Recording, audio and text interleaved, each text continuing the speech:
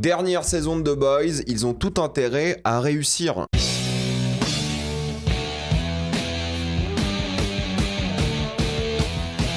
The Boys, saison 5, épisode 1 et 2. Ça fait 7 ans que The Boys existe, et oui, déjà nous sommes là pour la conclusion, les 8 épisodes qui vont sortir dans les prochaines semaines. Les 2 premiers sont sortis, ils ont toujours sorti 3 épisodes, mais là c'est que 2.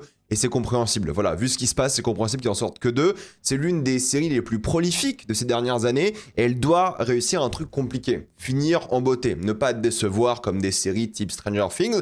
C'est une série attendue, l'une des plus populaires d'Amazon Prime et des plus populaires de ces dernières années de manière générale. Je vais critiquer tous les épisodes semaine par semaine et je vais spoiler. Voilà, je pense que si vous regardez une vidéo sur la 5e saison d'une série, vous avez vu au moins le premier ou deuxième épisode, donc je vais spoiler. Si vous n'avez pas encore vu les 2 premiers épisodes, allez les voir et revenez juste après car on spoil dans 3, 2, 1, c'est parti. Avant de commencer cette vidéo, j'aimerais remercier le partenaire officiel de celle-ci, c'est BorgosVPN et ses 38 millions d'utilisateurs et presque 5 sur 5 sur Trustpilot. Vous les connaissez, c'est le meilleur moyen de soutenir la chaîne et c'est un service que j'utilise tous les jours. C'est simple, je vous mettrai dans la description, le code épinglé, un site internet qui vous dit dans quel pays se situe le film que vous voulez regarder. Ensuite, vous changez Canada, États-Unis, Royaume-Uni, Belgique, Suisse, Italie, vous allez avoir la VE STFR et même la VEF dans certains cas. Quelques exemples sur Netflix, vous avez déjà 28 ans plus tard Le Temple des Morts ou même Anaconda. Sur Disney+, vous avez Predator, Badlands ou Zootopie 2. Sur HBO Max, qu'il faut utiliser depuis l'application HBO. Et oui, ça marche si vous avez l'abonnement via Canal. Connectez-vous à Max avec ce compte. Vous allez avoir accès à tout le catalogue de films et séries Warner et HBO et des films comme Smashing Machine. Et CyberGhost propose des serveurs dédiés par plateforme de streaming pour optimiser le fonctionnement et vous faciliter la vie. Pour les gros consommateurs de YouTube, vous allez avoir YouTube Premium pour beaucoup moins cher. Prenez un pays de l'Union Européenne comme la Roumanie, la Bulgarie, et oui, ça fonctionne encore aujourd'hui. C'est très simple, il y a plein de tutos en ligne qui vous disent comment faire, et ça marche sur plein d'autres abonnements, comme Letterboxd Patron par exemple. Et vous le savez en ce moment, mais certains sites internet vous demandent une pièce d'identité afin d'y accéder, et personne n'a envie de faire ça. Donc si vous voulez vous Mario le Luigi en paix, utilisez un VPN. De même quand vous regardez des films de manière spécifique, clin d'œil, utiliser un VPN peut vraiment être utile. Vous pouvez partager un compte avec 7 personnes au total, c'est disponible sur tous vos appareils préférés et tout le monde peut y accéder. En quelques clics c'est fait, c'est super simple, sans aucun problème. Vous pouvez essayer par vous-même car vous êtes satisfait ou remboursé sous 45 jours et vous avez une assistance technique en français 24h7. Utilisez le lien dans la description, code épinglé, afin de vous abonner à CyberGhost VPN et bénéficier de 4,33% de réduction plus 4 mois gratuits.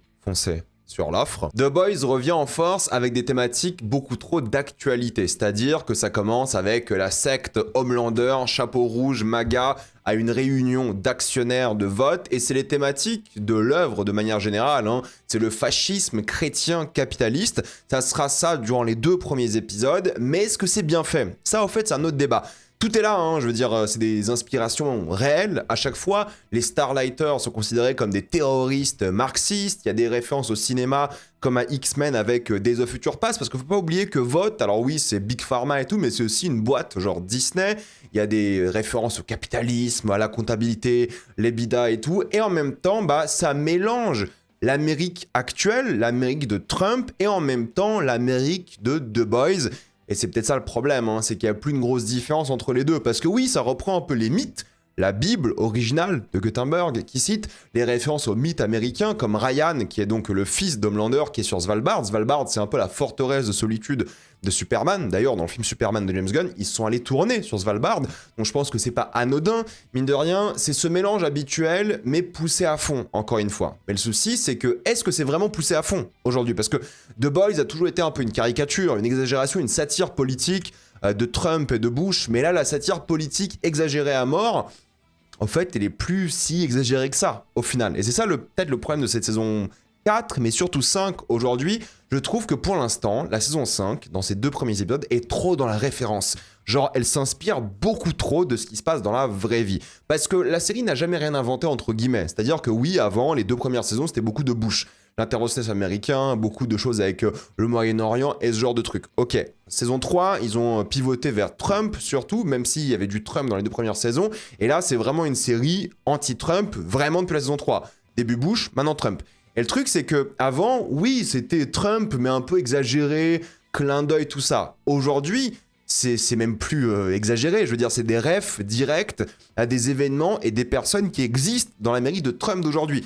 Et ça, je trouve que c'est pas très intéressant. Alors, c'est un débat qu'on peut avoir, évidemment, mais c'est lié, je pense, à plusieurs choses. Je pense que c'est lié au fait que la réalité elle-même est devenue tellement exagérée, tellement, loufoque, que la série semble banale à côté. On se dit, ok, en fait c'est juste la réalité.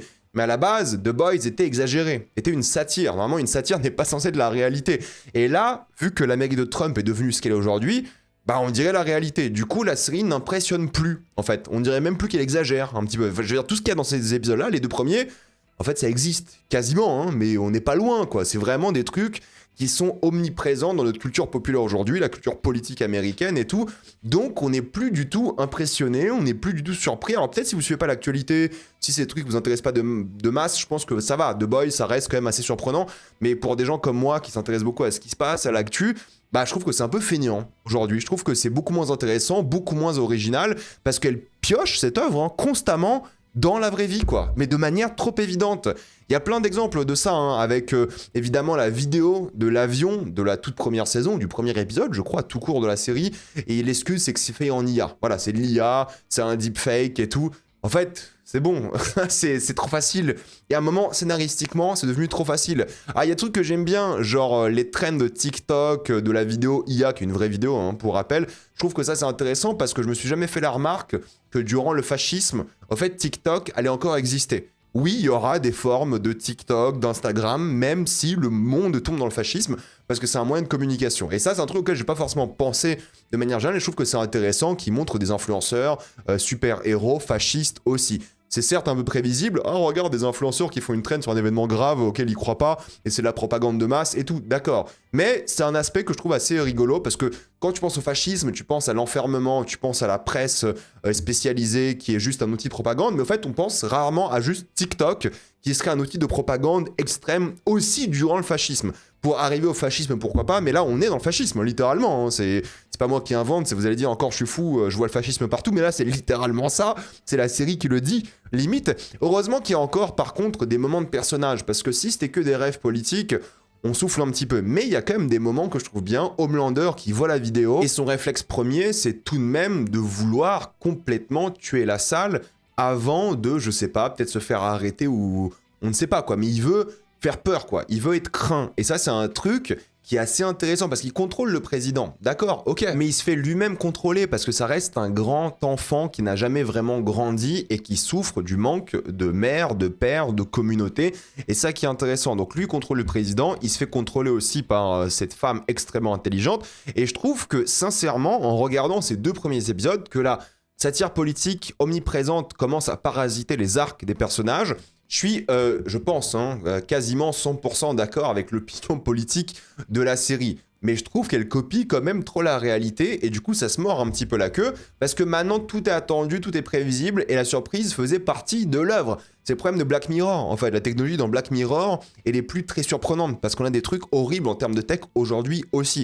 Et là, c'est un peu la même chose. Alors, il y a des trucs que j'ai pas vraiment compris, comme cette phrase sur elle qui se fait larguer par Thomas. Je pense que c'est Gen V saison 2, mais j'ai pas vu Gen V saison 2, j'avoue, ça m'intéressait pas du tout, du coup, je l'ai pas regardé. Vous pouvez m'éclairer dans les commentaires. Mais tout est tellement pris de la réalité que je ressens plus grand chose concernant la série. Je veux dire, même le concept des camps, ça j'aime bien. Pourquoi j'aime bien? Parce que oui, il y a des camps avec Trump qui envoie des gens au El Salvador, des criminels entre guillemets et tout, d'accord. Mais l'approche de The Boys, c'est ça. On prend un concept qui existe et on l'exagère. Et là, les camps en mode propagande américaine, c'est un petit peu drôle. Tout le monde avec la tête d'Homelander, des t-shirts Homelander et tout, c'est pas des costumes rayés, c'est littéralement la tête du nazi en chef Homelander. Et ça, c'est un petit peu rigolo, je trouve. C'est exagéré, ça fait vraiment propagande US dans les camps, mélangé à la grande évasion, forcément. Je trouve que c'est rigolo cette idée, et c'est ce que j'aime dans The Boys. Tu prends un concept qui existe, ou presque, et t'exagères. Là, c'est un peu loufoque, je trouve que ça fonctionne, c'est rare dans ces deux premiers épisodes, mais je trouve que c'est ça qu'il faut, c'est que tu prends un truc qui existe et tu pousses le curseur au maximum,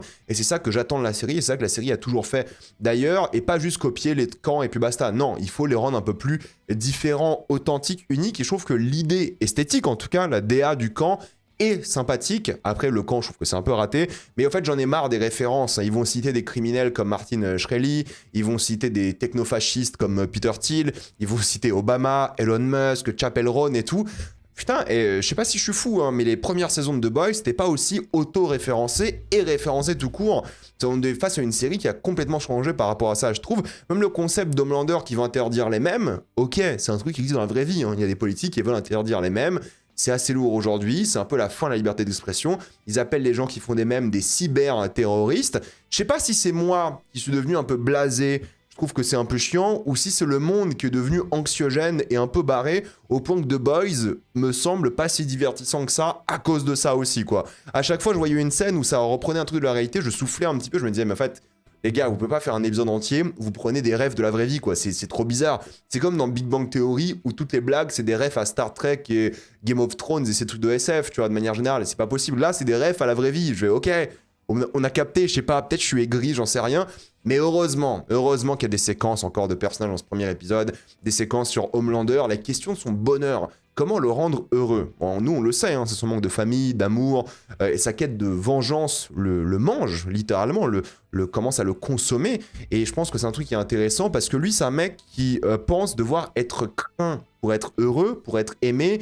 Vouloir se venger va lui donner une sorte de bonheur ultime. On sait tous que c'est faux. Et ces moments de personnage, j'aime bien parce que j'ai l'impression que l'arc narratif d'Homelander, ça sera potentiellement une sorte de suicide. Parce que tu vois que le mec est déprimé depuis toujours, hein. Le mec va pas bien. Et je pense que la chose belle, entre guillemets, scénaristiquement, à faire par rapport à Homelander, c'est le voir se suicider, quoi. Je pense que ça va aller dans cette direction. C'est une théorie, je n'en sais rien. Peut-être il y aura un truc cathartique où c'est Yui qui va le tuer, un truc comme ça, ou d'autres personnages, j'en parlerai dans quelques secondes. Mais en tout cas, je pense, vu comment il traite ce personnage, comment il le gère, qu'il va faire un acte qui est peut-être ou un désespoir total, je sais pas, détruire la planète, ou un truc comme ça, ou essayer, en tout cas évidemment, ou juste se suicider tout simplement. Et c'est ce que j'aime bien, c'est le traitement d'Homelander. Je trouve que c'est un super bon personnage, qui est vraiment bien écrit, qui a des vraies failles, des vraies lacunes que je trouve intéressantes en tant qu'arc de personnage. Les gens, ils ont peur de lui, puis ils le remarquent, et ça lui fait du mal parce qu'il veut être aimé, mais en même temps craint, et c'est trop bizarre ce qui se passe dans sa tête parce qu'il sait pas ce qu'il veut en réalité. Et on voit l'impact de la vidéo d'avion, même s'il dit que c'était l'IA, on voit que le mec est blessé par ça, quoi, parce qu'il veut être adoré.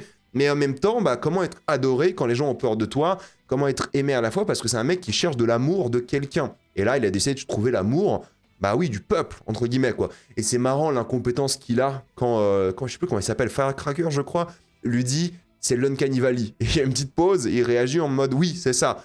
C'est un clown pas qualifié, le mec est ridicule en réalité. C'est ça que je trouve, moi, personnellement intéressant par rapport au personnage, et je trouve que c'est encore la force de la série, de ces deux épisodes. C'est Homelander qui gère, Tony Stark qui gère, parce que le reste, la mise en scène, je la trouve super décevante. Le combat de MM, charcuté au montage, presque illisible lors de la séquence en prison, tout ça pour faire des refs à des films avec l'eau des toilettes et des films d'évasion de manière générale. C'est le souci, quoi. C'est qu'en fait, la mise en scène ne suit pas du tout, je trouve, la série, tout simplement. C'est juste tellement mal fait à certains moments, et le scénario, parfois, l'obsession de la série pour le mec avec la grosse bite, je n'en peux plus, moi, je n'en peux plus. Au fait, c'était marrant la première fois. Ok, le mec a une grosse bite, c'est une matraque et tout. La deuxième fois, quand il se revoit, ok. Là, on est à la troisième, quand même. Il y a un moment, je suis content qu'il ait enfin buté, j'en pouvais plus. Mais ils ont tellement abusé avec un gag qui est pas drôle, genre pipi caca, ok. Mais 3 fois la grosse bite, je crois que c'est 3 fois, hein.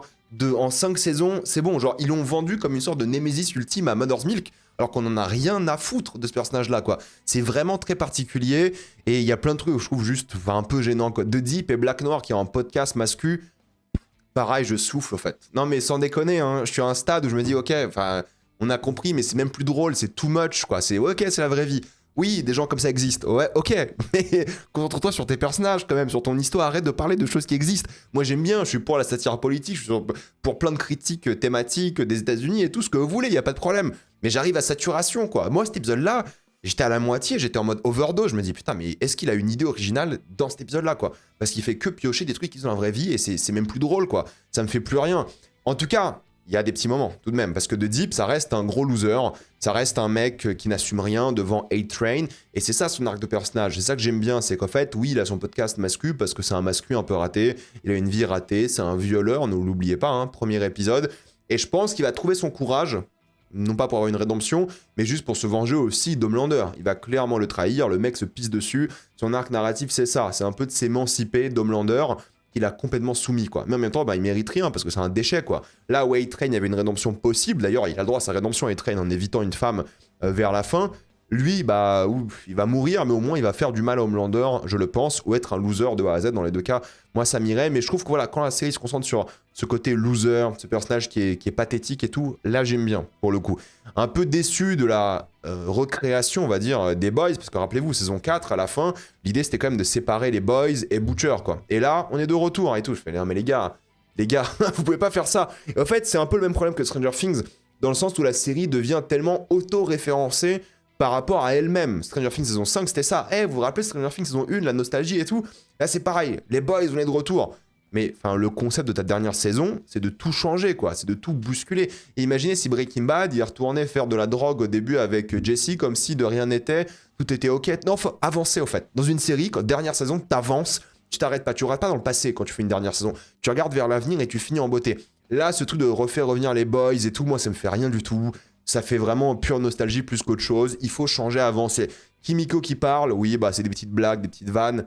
Ok, il est où l'impact émotionnel du truc, quoi? C'est juste utilisé pour faire de l'humour, pourquoi pas. Mais je trouve que bah ils ont perdu un peu l'essence et l'alchimie des Boys, quoi.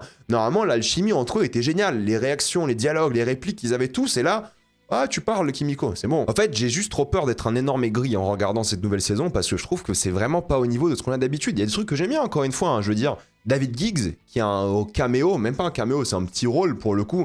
C'est trop drôle. C'est un super acteur qui joue une sorte de prêtre évangéliste un peu fou. C'est une super idée.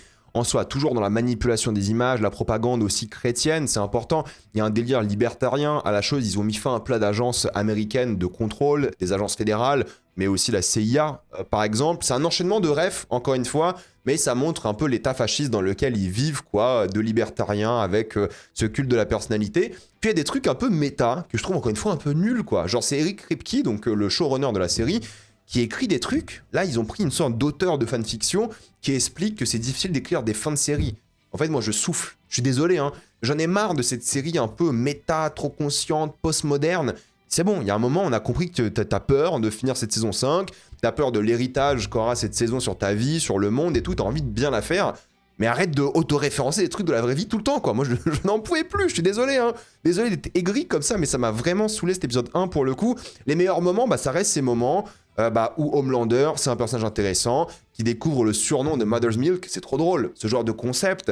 Lui qui découvre le surnom de MM, tu dis, mais c'est vrai, il est pas au courant, il sait pas. C'est trop drôle qu'il se rende compte de ça, surtout que bah, lui, il est obsédé par Mother's Milk, en réalité. Il adore le lait des mères, et je trouve ça beaucoup trop drôle. Et c'est ces petites interactions-là qu'on aime. Mais c'est léger, quoi. Il y en a une dans cet épisode-là, avec Mother's Milk, il y en a un petit peu, mais je trouve que c'est trop réduit, quoi. Genre la scène avec Yui, tu ressens rien. Il y a Homelander et Yui, ils se rencontrent peut-être 1 ou 2 fois par saison, et là, t'es en mode, ok, t'as même pas peur pour Yui, tu ressens rien, le mec, il a charcuté tout le camp et tout, tu ressens rien non plus parce que tu connaissais aucun personnage.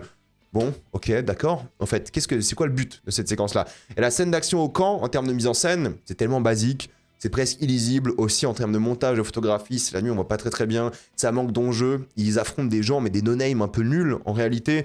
Butcher qui utilise ses pouvoirs, mais pas trop non plus, alors qu'il charcutait des gens auparavant. J'aime bien l'idée d'Homelander qui dit qu'il a un nid de vipère en lui, parce que ça représente assez bien, je trouve, Butcher, qui est complètement, à attaquer, on va dire, de l'intérieur, mais c'est lui, en fait, c'est le symbole de ses vices à lui.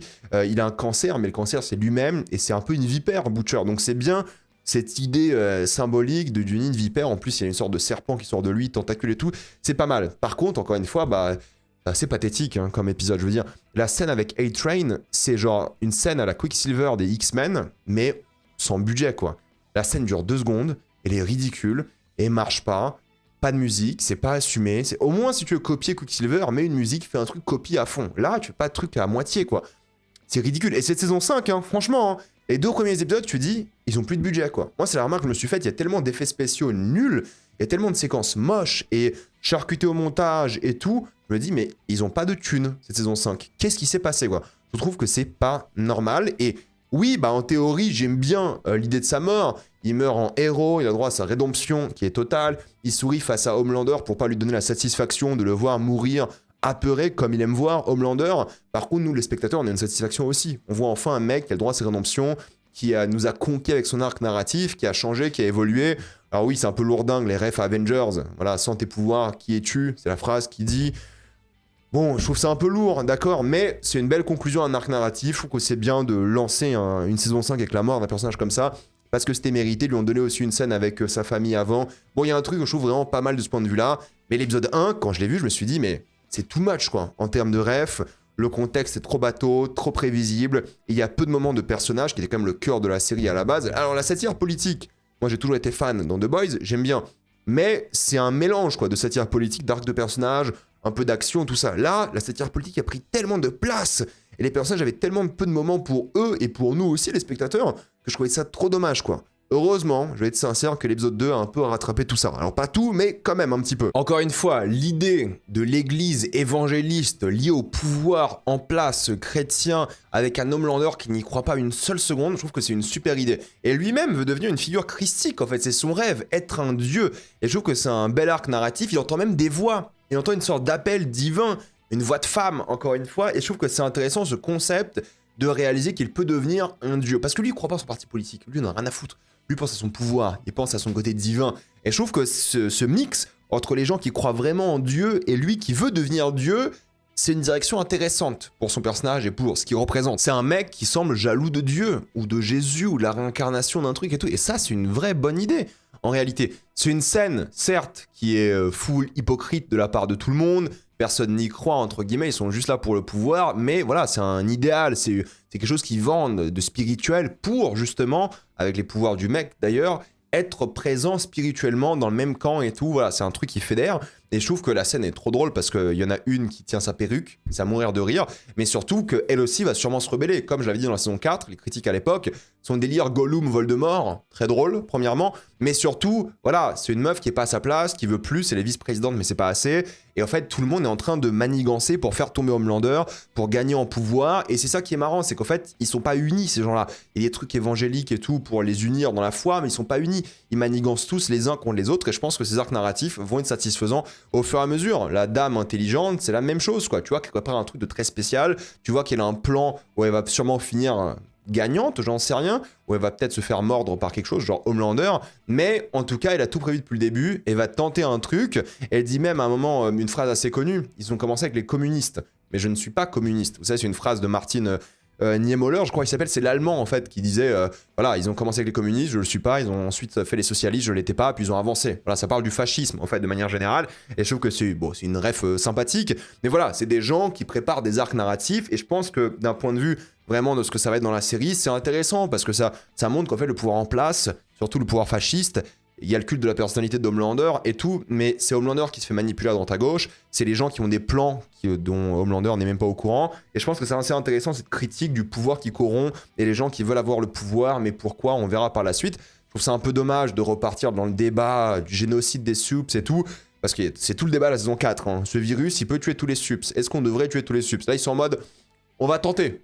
Ah bon, ok, d'accord, on va tenter de tuer tous les subs, les humains, on va voir si ça nous tue aussi, il y a une petite chance, il faut tester et faire attention.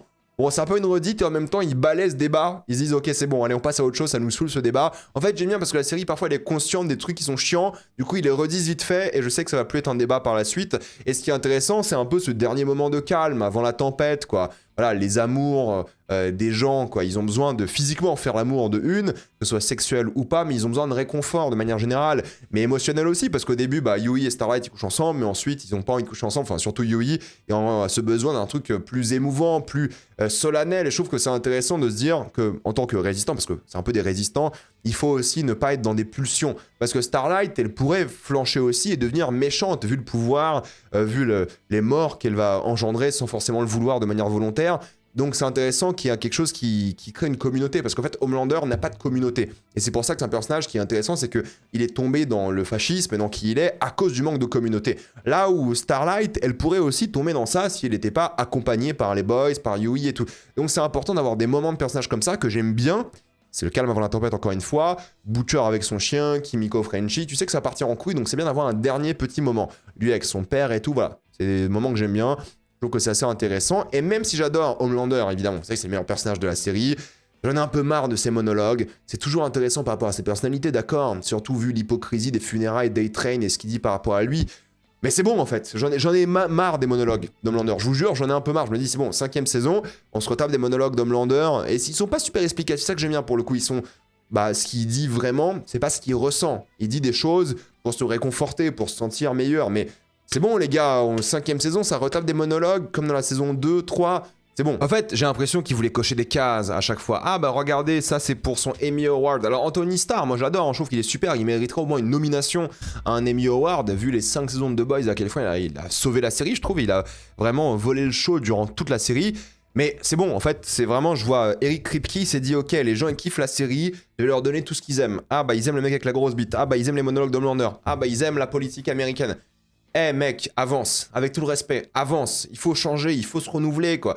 T'es la dernière saison, il faut se donner à fond, péter les scores. Et non, c'est une redite nostalgique de trucs et tout. Moi, je n'en peux plus à certains moments, quoi. Le truc que j'aime bien, bah, encore une fois, c'est l'existence des influenceurs dans un état fasciste. Je trouve que c'est intéressant, c'est rigolo. En plus, il y a cette vanne sur les influenceurs qui gagnent beaucoup d'argent en faisant que dalle. C'est vrai, je vais pas vous mentir, c'est la vérité. Donc ça, je trouve que c'est pas mal, quoi. Mais les blagues, genre Skibidi Toilet, je n'en peux plus, je souffle, quoi. Le mec qui éjacule de la lave, oh là là. Je sais que c'est The Boys, mais en fait, je suis plus impressionné par ça, quoi. Je sais pas, c'est peut-être Hirogasm dans la saison 3 qui m'a vacciné. Je me suis dit, ok, Hirogasm, c'est un peu rigolo, mais ils ont pas assez poussé le curseur.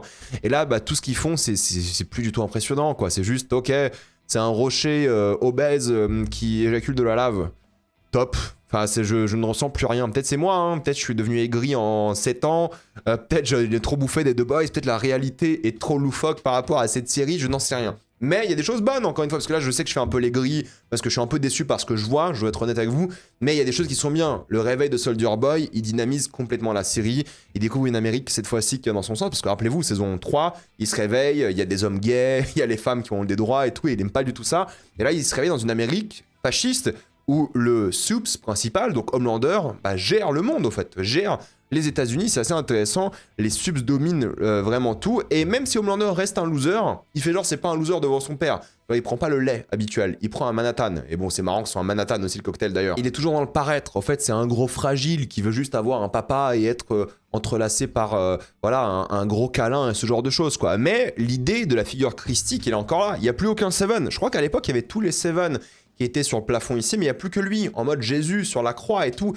C'est intéressant, je trouve, cette idée de lui qui veut être un dieu, la lumière du soleil et tout. C'est une figure christique. Et je me demande dans quelle direction ça va aller par rapport à cette chose-là. Parce qu'on a toujours vu Superman, surtout c'est Zack Snyder, c'est toujours été une figure un peu christique et tout, de sauveur. Mais là, c'est le méchant qui pense être Jésus.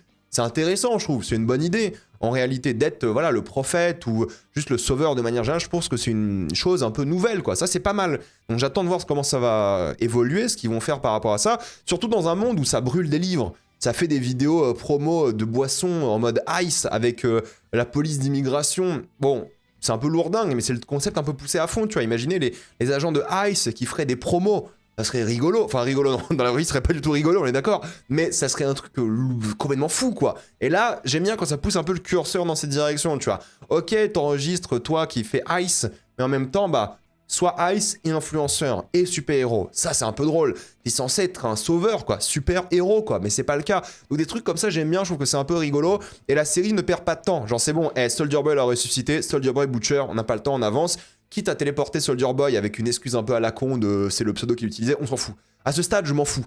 Je sais qu'il reste 8 épisodes, je sais que ça va aller vite, il y a beaucoup d'intrigues à conclure. Je m'en fous qu'il se téléporte, je m'en fous que ça aille vite. Moi, je veux qu'il conclue, quoi. Je veux que ça aille dans une direction rapide. Je m'en fous qu'il le retrouve rapidement. Je sais qu'il y a des gens qui vont se plaindre par rapport à ça. Moi, ça me dérange pas du tout. Il faut que les intrigues avancent. Mais encore une fois, bah, ça balance plein de refs à la série elle-même.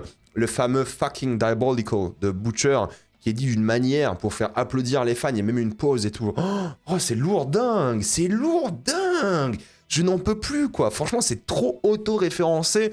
Ça m'énerve. Les scènes d'action, bah encore une fois, elles sont juste balèques, par manque d'enjeu, par manque de fun, par manque d'originalité, de visuel marquant. C'est quoi ça? C'est quoi cette scène avec Yui dans les airs? Ils ont zéro thune, quoi. Ils ont pas d'argent ou quoi? Qu'est-ce qui s'est passé? Saison 5, t'es censé conclure, donner à fond, t'as pas de thune. Et on est où? Mais qu'est-ce qui s'est passé, quoi? C'est ridicule, quoi. Je ne comprends pas. Et en tout cas, encore une fois, c'est dégueulasse, c'est moche et tout. C'est dans les moments de personnages que c'est bien ficelé, parce que je trouve que Kripke arrive à bien écrire ses persos, mine de rien. Quand ils interagissent, bah Yui et Soldier Boy qui interagissent, et Yui qui les fait la remarque, qui parle que de beats. C'est vrai, mais on n'y pense pas, et c'est rigolo. Il parle que de ça tout le temps. Il parle que de beats, de gay et tout. Et alors que c'est censé être voilà, l'icône un peu mascu, hétéro de l'époque, quoi. Le Captain America, mais anti-woke, tu vois, d'extrême droite, quoi. Donc c'est un peu rigolo ce genre de phrase, et je trouve que ça crée justement une bonne alchimie entre les personnages. mais c'est rare, quoi. Par contre, l'idée de sacrifier Soldier Boy est une bonne idée, même s'il meurt pas vraiment, on l'a vu à la fin. Je sais pas s'il revient en Soldier Boy normal ou une sorte de zombie, on verra bien, je pense que c'est normal. C'est intéressant parce qu'en fait, ça permet plusieurs choses. Ça permet d'avoir donc le vaccin, virus, comme vous voulez, qui ne tue pas les humains. En tout cas, c'est ce qui est dit, mais ça n'a pas l'air vrai. En même temps, ça tue tous les subs, sauf la lignée, on a l'impression, d'Homelander, qui serait une lignée donc immunisée, même si elle fera des dégâts. J'ai l'impression que Soldier Boy, Homelander et Ryan sont immunisés par ce fameux virus. Donc ça, c'est aussi un truc intéressant. Mais en même temps, ils peuvent tuer tous les subs. On l'a vu, juste une petite goutte, ça fait que ça tue tout le monde dans la pièce. Donc c'est quelque chose qui est, je pense, d'un point de vue scénaristique, un bel enjeu, quoi. Ça, tu dis, ok, le virus, on ne sait pas vraiment comment il va agir, parce qu'il y a plein d'incertitudes sur un peu tout, qui disent ou pas que c'est sur les humains, les subs et tout, on sait pas trop, quoi. Mais voilà, voir Homelander qui est triste par rapport à la mort de son père, alors que c'est lui qui l'a envoyé pour être une sorte de cobaye, hein, c'est la vérité, c'est bien, en fait, ça que j'aime bien, c'est ce côté un peu bipolaire d'Homelander. Il envoie son père pour sauver sa propre vie, parce qu'imaginons le virus, s'il existe et il tue Soldier Boy, bah ça le met lui dans la merde, parce que c'est son fils, et en même temps, bah il envoie son père qui l'aime un petit peu, parce qu'encore une fois, il cherche une communauté, un réconfort et tout. C'est ça que j'aime bien, le mec, il va pas bien, quoi. Il fait des sacrifices à chaque fois, mais des sacrifices à la con, parce qu'il sait pas être en lien avec ses propres émotions et ce qu'il veut. Il a un père qui est horrible en plus de ça, et lui, c'est pas un bon père non plus pour son fils Ryan. C'est bien, je trouve ça. Je trouve que c'est une bonne écriture, et je trouve que ça crée un truc qui, nous, en tant que spectateurs, est engageant. Maintenant, bon, à voir ce que ça va donner au retour de Soldier Boy la semaine prochaine, comment il va se réveiller. On va voir s'il se sentira toujours seul ou pas sur Homelander, si c'est le même Soldier Boy qui est revenu. Est-ce qu'il peut réellement survivre lui aussi? Bref, j'ai trouvé ces 2 épisodes un peu décevants, quoi. Un peu en dessous, un peu trop référencés à la série, à la politique de manière générale. Pourtant, encore une fois, moi je suis pour hein, les idées même de l'œuvre, mais juste, ils se sont pas assez concentrés sur les personnages, ils ne sont pas assez concentrés sur les intrigues, les arcs et tout. Pourtant, il y a des beaux moments entre personnages. La mise en scène, elle est horrible. Il n'y a pas de budget, il n'y a rien, c'est assez catastrophique. Mais à partir de là, sincèrement, je pense qu'ils ont mis le contexte, ils vont y aller à fond. Alors les 2 premiers épisodes, un peu bancal. Là, 3, 4, 5, 6, 7, 8, je pense que ça va y aller à fond. Il y aura peut-être des facilités scénaristiques et tout, mais ça va y aller. Et je pense que ce sera divertissant. À voir, encore une fois. Mais moi, personnellement, j'y crois. Et je pense que ça peut être vraiment bien à partir de maintenant qu'ils ont remis les bases et qu'ils vont arrêter de auto-référencer. Je pense qu'ils ont tout mis. Le monologue, le fucking diabolical, ils ont tout mis. C'est bon, la politique et tout, MAGA, Trump... Ils ont tout mis, maintenant, The Boys. Je pense, hein. À voir ce que ça va donner. J'ai hâte et je ferai la critique chaque semaine. Dites-moi ce que vous avez pensé de ces 2 premiers épisodes. Avant de quitter cette vidéo, pensez à utiliser le lien dans la description quand on épinglé afin de débloquer toutes les formes de streaming en toute activité, sécurité et avec beaucoup plus d'œuvres. Tout ça pour 2,03€ par mois plus 4 mois gratuits. Foncez sur l'offre. Pensez à vous abonner à la chaîne pour voir les prochaines vidéos. Mettez un j'aime, ça aide beaucoup la chaîne. Suivez-moi sur tous les réseaux. Maintenant, les vidéos sont disponibles en mode podcast aussi. Vous pouvez les écouter. Mais sinon, vous pouvez me suivre sur Instagram, Facebook et Twitch. Et moi, je vous dis à la prochaine fois. Salut à tous.